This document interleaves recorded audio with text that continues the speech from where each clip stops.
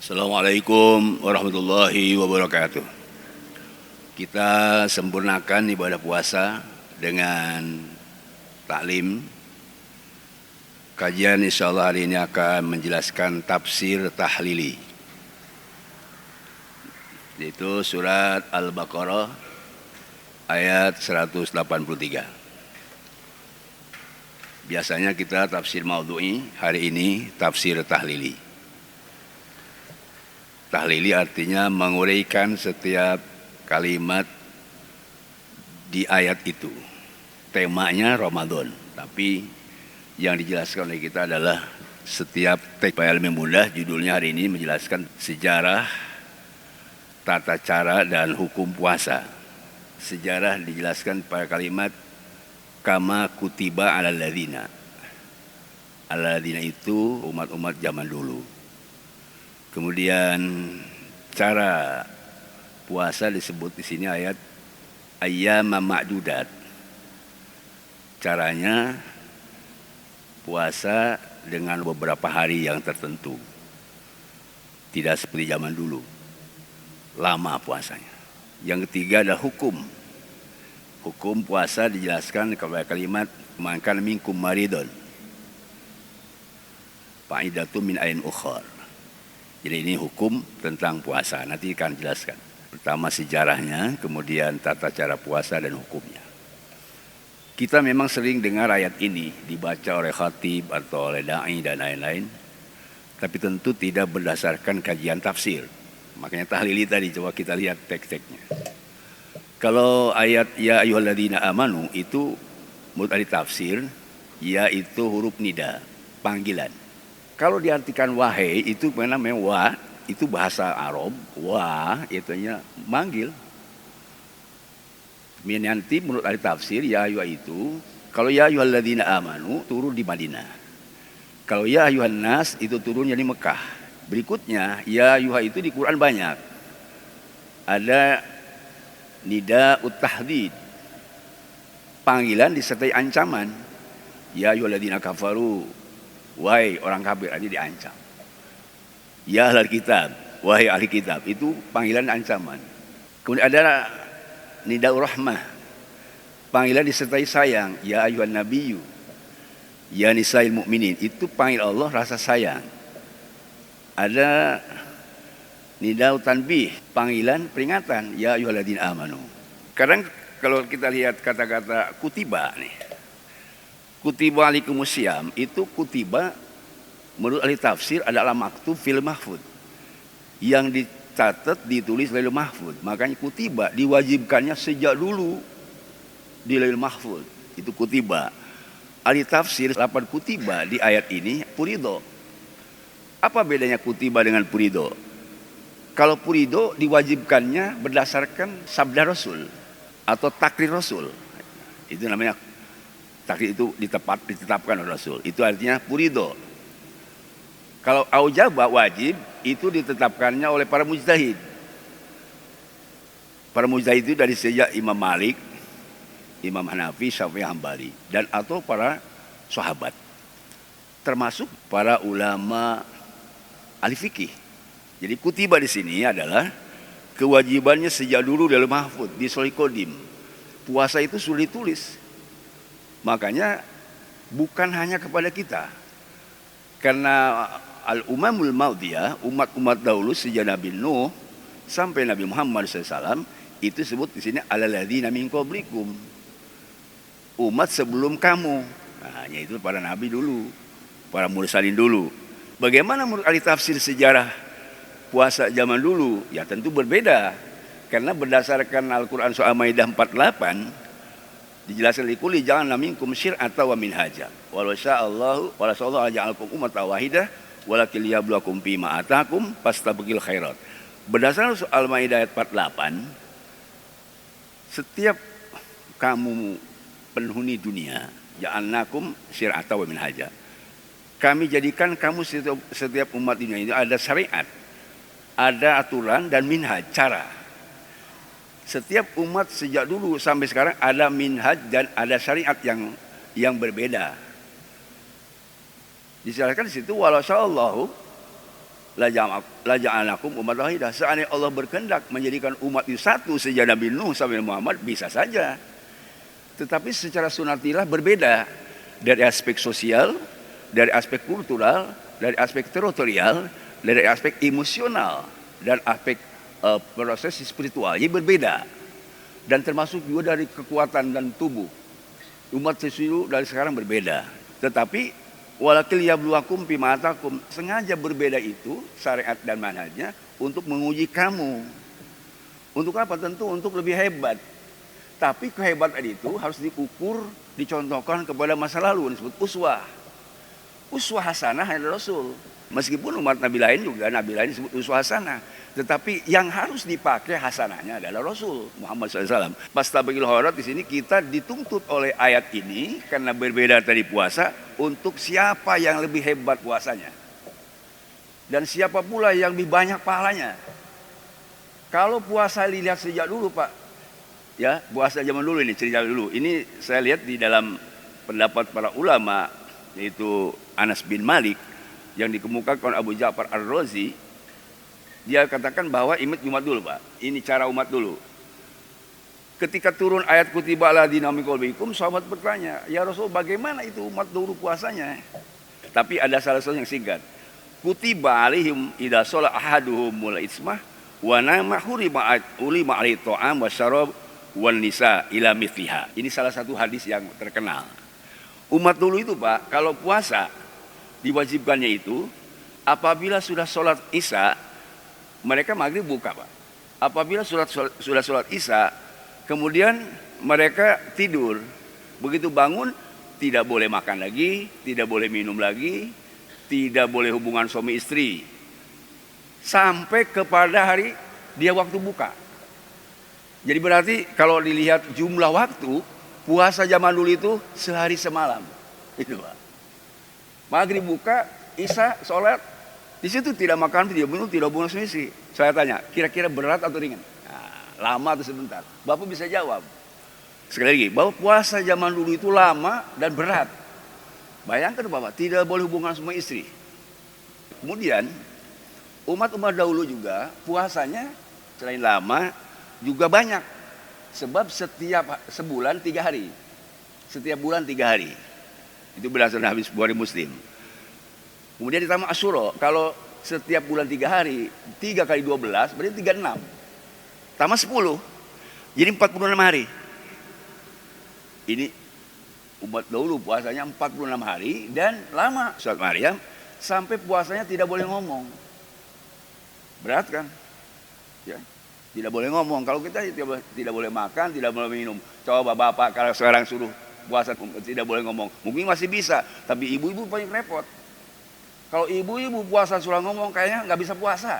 Terus sebab ibu tukang ngomong, ya, jangan ibu sekarang. Bapak-bapak mungkin susah. Ini beratnya puasa zaman dulu. Tetapi sekali lagi, pahalanya lebih hebat kita. Ini sejarahnya Pak. Kemudian kenapa diwajibkan? Sebab menurut para ulama berdasarkan hadis, itu puasa itu, terutama Ibnu Katsir menjelaskan bahwa puasa itu ternyata min zakatin nufus suatu hari ya. Jadi kebersihan hati. Kalau saya terjemah begini, kalau puasa spiritual kita suci, bersih, kemudian bersinar, bercahaya, mukasyafah, musyahadah. Coba, ini kisah, coba itu. Kalau kita puasa suci, bersih, bersinar, musyahadah, melihat Allah, dan inkisab, terbuka seluruh menggoyaban. Itu secara aspek spiritual. Sekarang menurut ahli tafsir lain berdasarkan hadis yang Bapak Meringkim sudah sering-sering dengar dari para penceramah, puasa itu kan ada 2 aspek nilai yang ditonjolkan. Pertama, puasa itu adalah tazkiyatul badan, untuk mensehatkan badan. Kalau bahasa kita, suci, bersih, kasep, gelis, indah, dan bersinar. Artinya bersinar itu bukan bahasa spiritual, bersinar. Suci, bersih, rapi, indah, kasep, gelis, bisa bersinar. Sehingga menurut para ulama, kalau ada jomblo, perempuan telaku, atau laki-laki luka-liku telaku, puasa. Sebab kalau puasa, suci, bersih, ginclong, laku, nu kasep, tambah kasep, anu goreng patut jadi kasep. Termasuk juga di aspek spiritual. Apa itu aspek spiritual? Tadi bisa mukasafah, bisa inkisab, lihat mugoyabat, tembus itu. Ya. Jadi ketika ada orang mau nikah hanya melihat fisik, itu kan belum mukasafah. Yang dia al-bidadari surga. Sejelek apapun, pasti kalau sudah melihat inkisab, itu kalah, Pak. Tidak ada apa-apanya. Sebab yang terbayang adalah tidak terasa itu yang terasa oleh fisik. Tidak kasep lagi, tidak gelis, tidak cantik, tapi kelihatannya ke sana. Jadi di dunia itu semua adalah seperti juz'iyah saja, parsial saja. Dohirian saja, tidak dirasakan bagi orang yang puasa. Apalagi tadi nilai-nilai puasa yang harus dikemukakan di dalam tafsir. Munkasafah. Begitu ya. Ada hadis, Pak. Kenapa tadi harus puasa? Karena menurut hadis Bukhari dalam hadis nomor 1905 dan hadis Muslim nomor 1400 ini terkenal, Pak. Kalau Bapak sering mendengar di tempat kawin suka dibaca itu ada naib. Ya ma'syaras syabab, man istata'a minkumul ba'ah falyatazawwaj. Wahai para pemuda, kalau kamu punya bekal ilmu dan harta, termasuk ada kemampuan dan keinginan, nikah. Pak ilam yastati, kalau tidak mampu, ilmu tidak punya, duit teboga, maka puasa. Kenapa? Elatnya puasa itu Pak innahu lahu wijaun. Wija itu inqita syahwat. Kalau dengan puasa putus itu syahwat. Apa itu syahwat? Oh ingat, syahwat itu keinginan yang jelek. Namanya nafsu lawamah dan amarah, itu syahwat. Kalau keinginan yang baik bukan syahwat, namanya nafsul mutmainnah.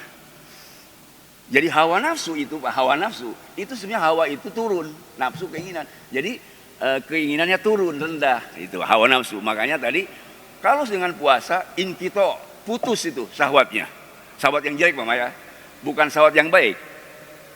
Bukan, tapi syahwat yang jelek putus. Makanya menurut ahli sejarah di dalam tadi min qablikum, orang-orang dulu juga melaksanakan puasa tujuannya itu untuk memutuskan syahwat yang jelek. Sehingga para ahli tafsir menjelaskan bahwa ada dua di situ. Satu, puasa itu adalah tazkiyatul lil badan. Fisiknya sehat, prima, itu kira-kira ya. Dan tadi bisa indah.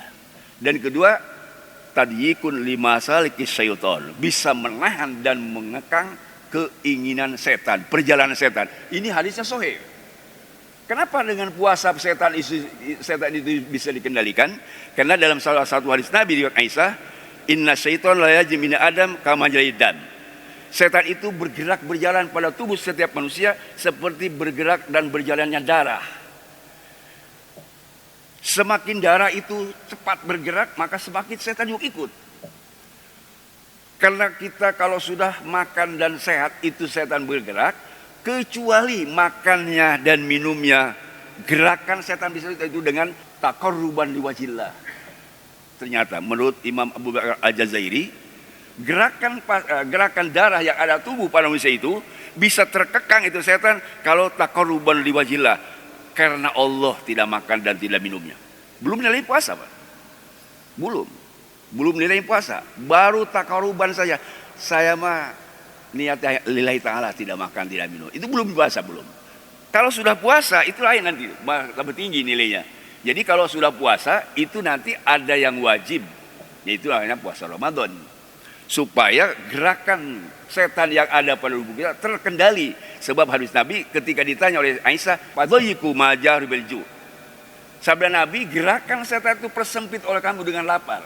Rasul ditanya oleh Siti Aisyah istrinya, ya Rasulullah wa malju. Tuh. Yang bisa mengekang itu lapar tadi, jadi gerakan setan apa? Bisyam, itu puasa. Jadi bukan hanya lapar tadi, tidak makan minum karena miskin, bukan. Karena unumaira, bukan. Puasanya itu alju ada bisyam, puasa. Imsak, al-imsak. Kemarin kan, imsak ditahan. Meskipun ada kalau yang miskin, yang fakir, yang tidak punya uang, yang nggak ada yang ngasih, dia lapar karena memang bukan menahan lapar, udah haren. Makanan ada, isi ada, ditahan. Nah itu namanya imsak itu, Pak. Itu tajikul limasalikis syayatin, terkekang setan, tidak bisa bergerak. Karena kita niatnya taqarruban lillahi ta'ala. Meskipun ada makanan, ada minuman, ada istri. Lalakum tatakun itu setelah diartikan semoga menjadi takwa. Takwa itu sebenarnya, takwa itu adalah tarkul ma'asi. At-takuna, saya lihat di dalam tafsir Jalalain, al-ma'asiyah, menjaga dari kemaksiatan. Tapi dasarnya adalah takwa adalah al-ma'asiyah, menjaga dari segala kemaksiatan. Itulah tadi yang sudah saya uraikan. Kenapa kemaksiatan harus dijaga? Sebab ada syahwat.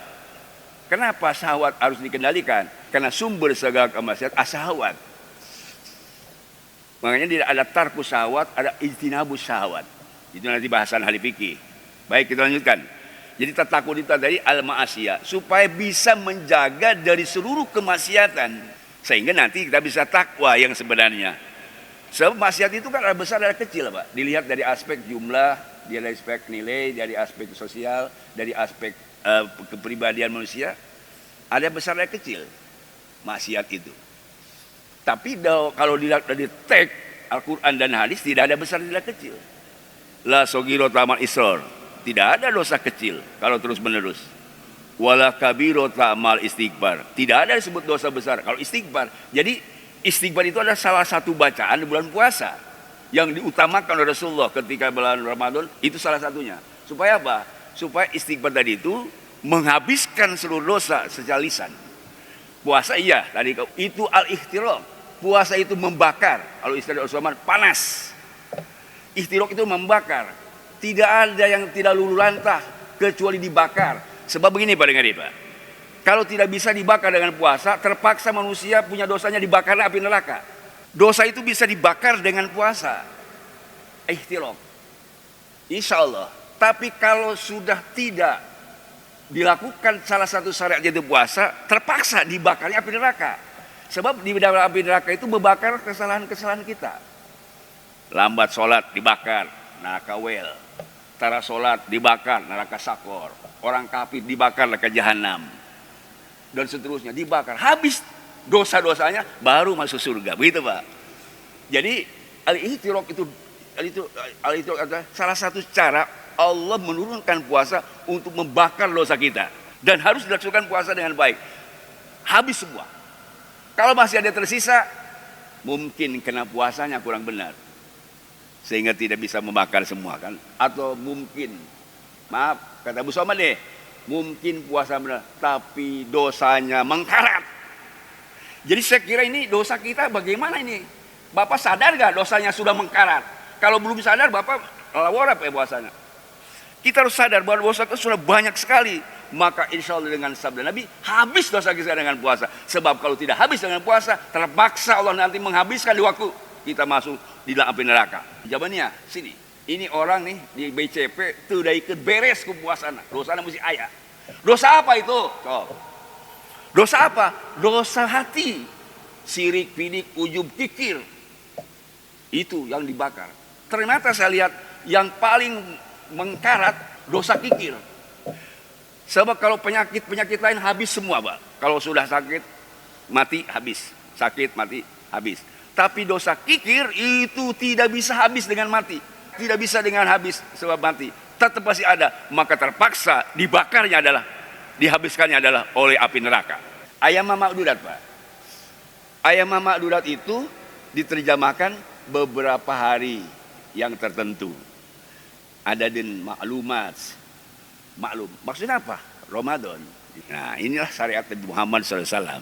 Sebab ayam ma'dudat, Pak, itu tadi jumlahnya bilangannya berbeda. Rasulullah puasanya dulu ikut zaman dulu gitu.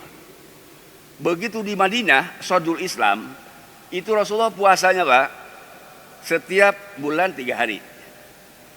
Kemudian nanti Asyura tambah. Jadi seperti Nabi dulu, jadi 46 hari.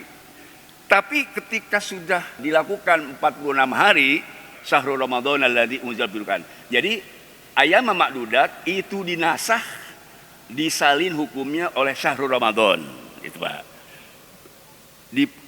Dilakukannya sebulan penuh di Ramadan, baik 29 atau 30. Itu teksnya. Sekali lagi, ayam ma'dudat yang asalnya 40 hari, menurut ahli tafsir, Rasul hanya melaksanakan 1 bulan Ramadan. Baik. Berikutnya saya akan jelaskan caranya sekarang. Cara puasa itu dijelaskan oleh hadis Nabi itu 3 hal, 3 keadaan. Seperti sholat, Pak. Sholat di dalam ajaran Islam pernah Rasulullah melakukan 3 keadaan, 3 situasi. Yang pertama Rasulullah itu Pak, sholatnya ke Baitul Maqdis 16 bulan. Pernah Rasulullah sholat ke Baitul Maqdis 16 bulan. Sedangkan Rasulullah awalnya itu sholat ke Masjidil Haram. Lalu dijelaskan di Al-Quran, qad nara taqalluba wajhika fis sama falawnuwalliyannaka qiblatan tardha. Muhammad, kami melihat kau selalu menegadah ke langit. 16 bulan Rasulullah sholat ke Baitul Maqdis. Kemudian setelah Rasul menegadah selalu ke langit, maka turun fawalli wajhaka syatrul Masjidil Haram. Sekarang Muhammad, kamu menghadap ke Syatrul Masjidil Haram. Jadi ini sholat yang pertama. Jadi sholat ke Masjidil Haram itu sebenarnya setelah 16 bulan ke Baitul Maqdis. Yang kedua, ini dijelaskan di hadis Nabi, namanya Tafsir Mustad Ahmad bin Hanbal, juz kelima halaman 246. Ahmad bin Hanbal menjelaskan tentang kisah para nabi dan sahabat Nabi ketika para sahabat berkumpul di satu tempat untuk sholat. Sebab Rasulullah menganjurkan selalu sholat berjamaah.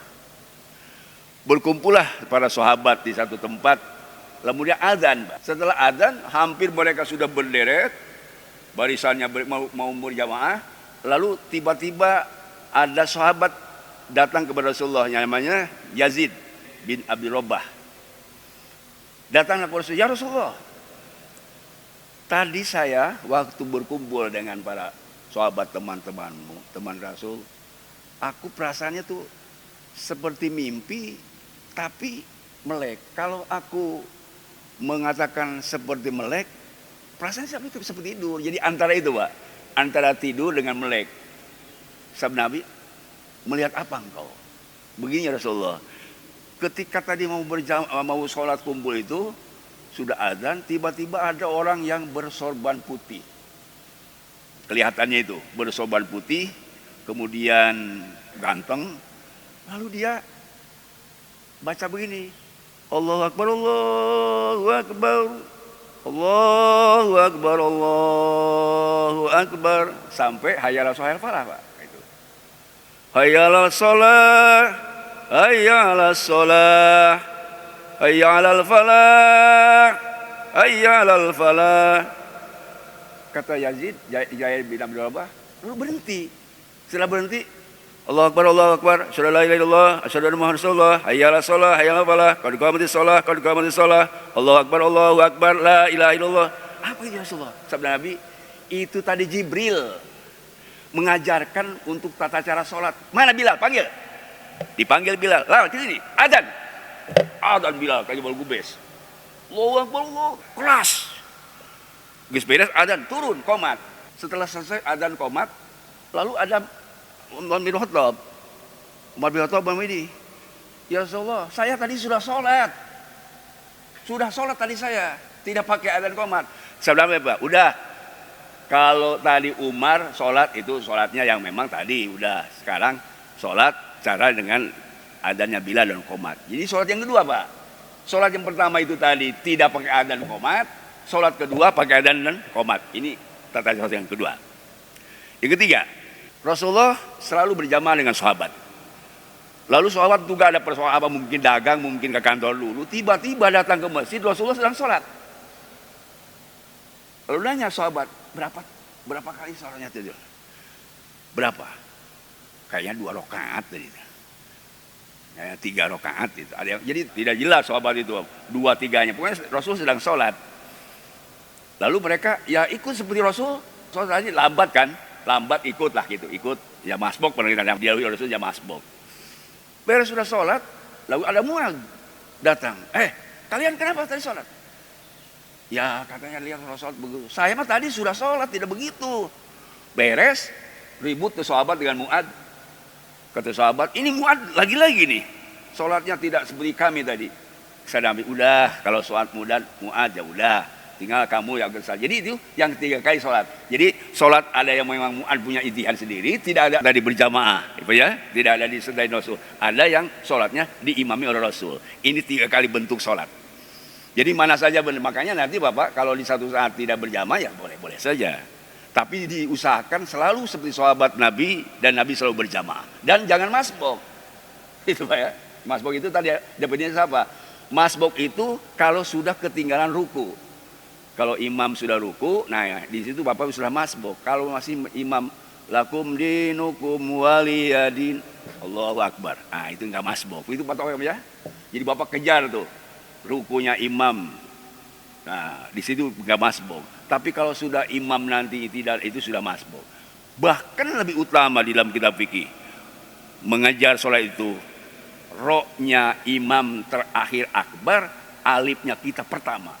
Allahu Akbar, roknya imam, rok bar kita Allah. Jangan bareng Pak, kalau bareng makruh bisa jadi batal.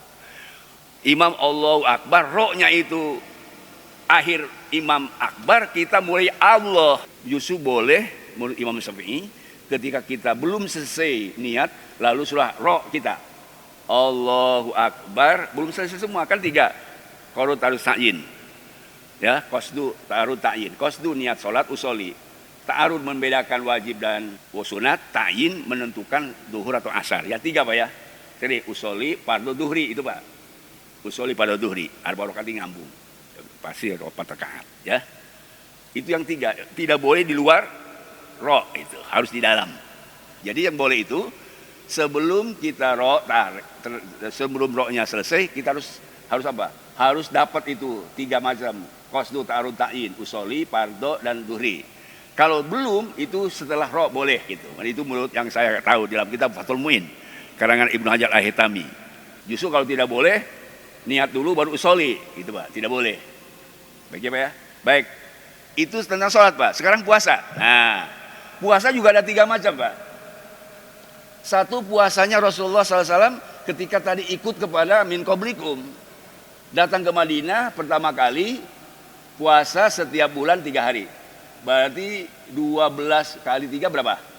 36. Lalu tambah Asyura. Ini puasa Rasulullah pertama. Kemudian turunlah ayat tadi, paman saidamikumus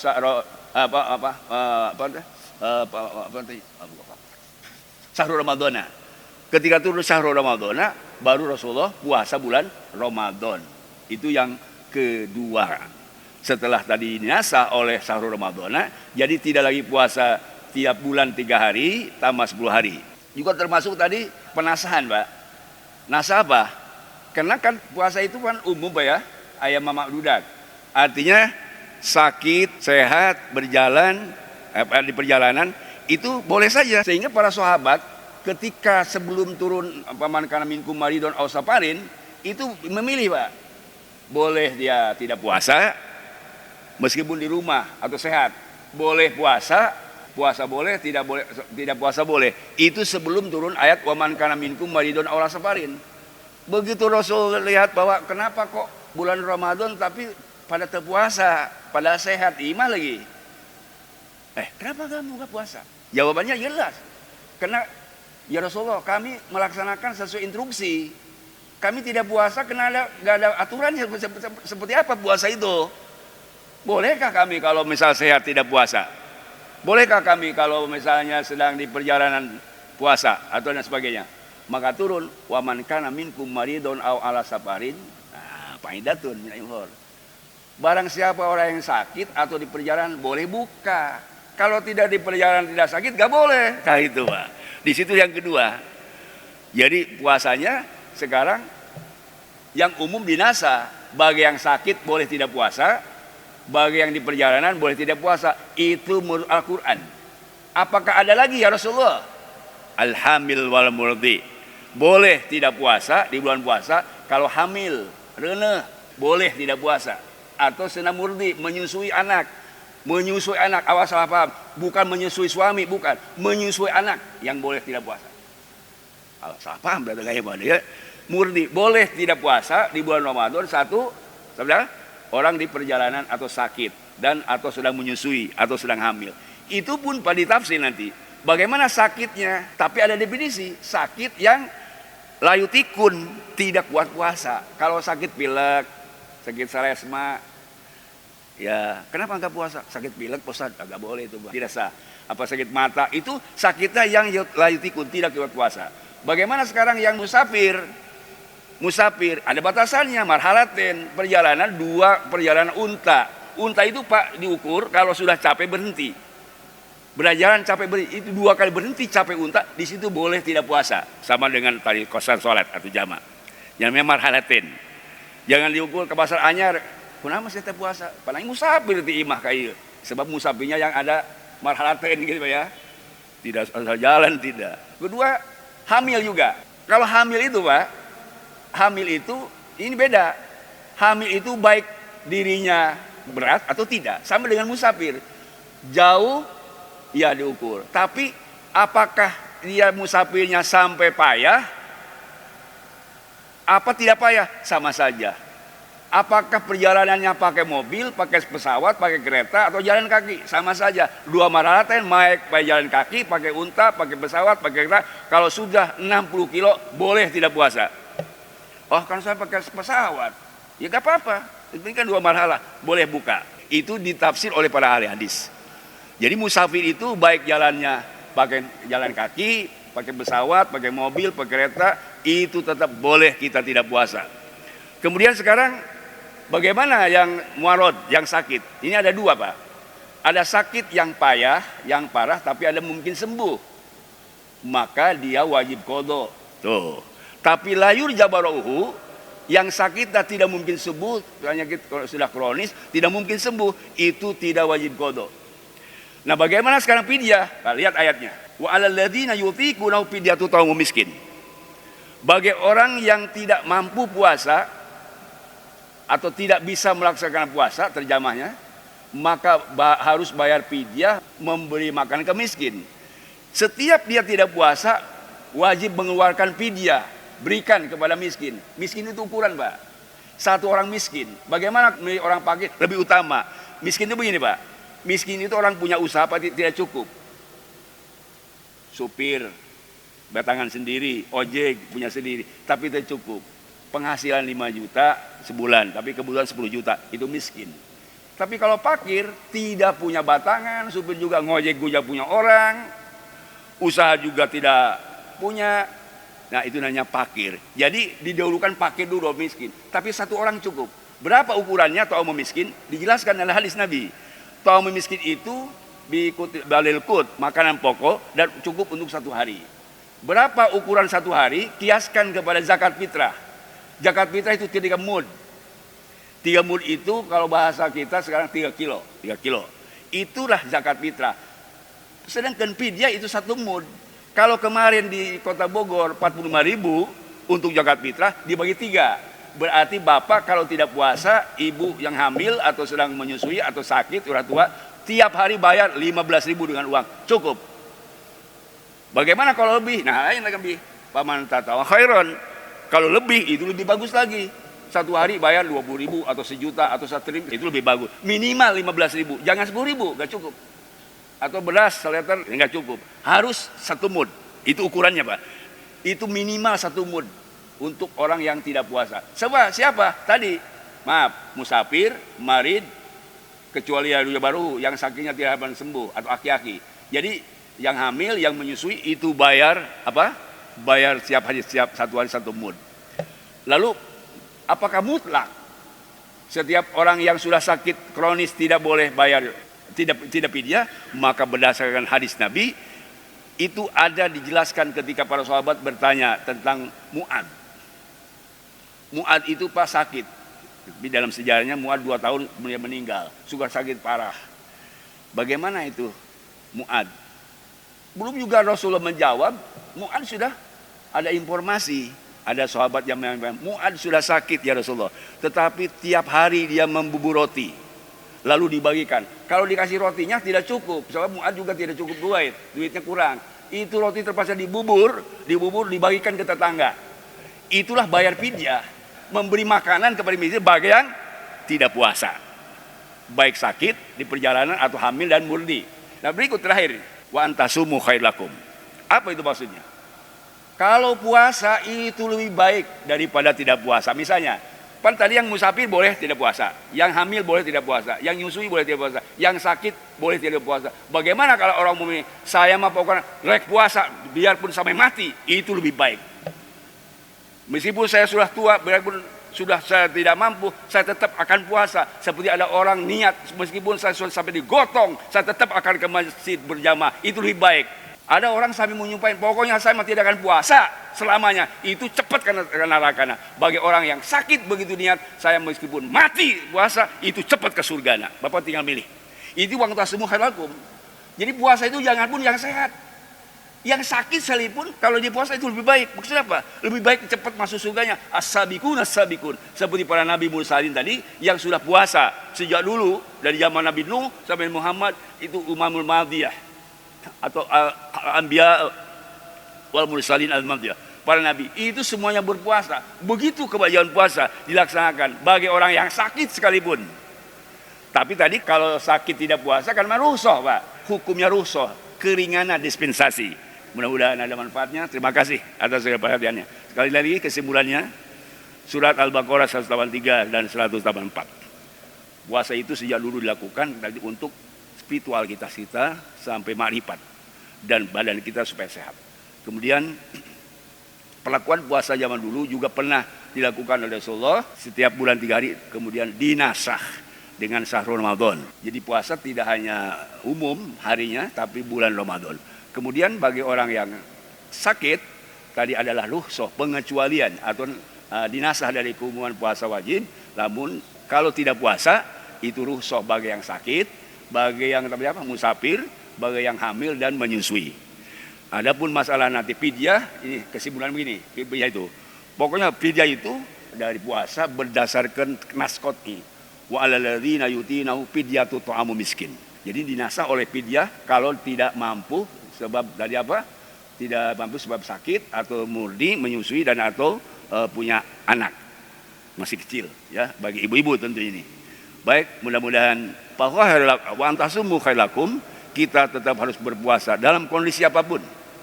Siapapun, kalau sebagai muslim yang beriman, dia wajib melaksanakan puasa. So, ini ketentuan dari Al-Quran Al-Karim dan sabda Nabi Muhammad SAW, sehingga insya Allah kita semua akan mendapat jannatul na'im, surga yang penuh nikmat, dan babur royan. Ada pintu royan. Itu nanti bagi orang yang puasa. Mudah-mudahan berikutnya kita nanti akan menjelaskan ayat lain. Ya. Kita berurut saja Pak, insya Allah karena ada 4 pekan saya, mungkin nanti ayat 185 dan seterusnya ya. Mudah-mudahan Allah memberikan taufik hidayah kepada kita semua. Ayat kita wafat husnul khotimah mendapat ridha Allah Subhanahu wa taala. Subhanakallahumma wa bihamdik asyhadu an la ilaha illa anta astaghfiruka wa atubu ilaik. Sallallahu alaihi wa sallam Muhammadin walhamdulillahirabbil alamin. Assalamualaikum warahmatullahi wabarakatuh.